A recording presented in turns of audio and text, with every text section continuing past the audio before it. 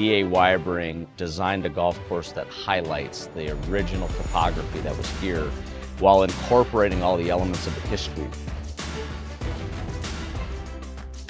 The Mississippi River and the Rock River, whether that be the coal mining, the John Deere building the industry, all of that is kind of enveloped in these 400 acres. I think my favorite spot is probably sitting up above the 18th tee, especially in the morning as the sun's coming up through the trees.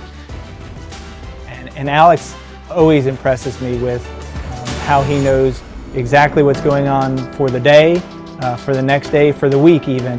He knows exactly what needs to get done, and he has it down to a science.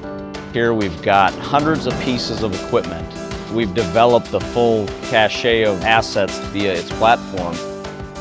Gives us the flexibility now to have really an additional set of eyes beyond just our staff.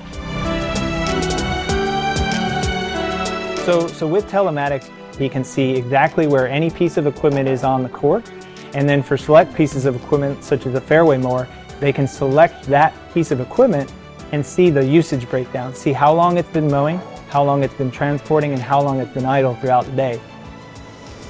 To have that utility allows us to grow our operation not only efficiently but in a cost-effective manner.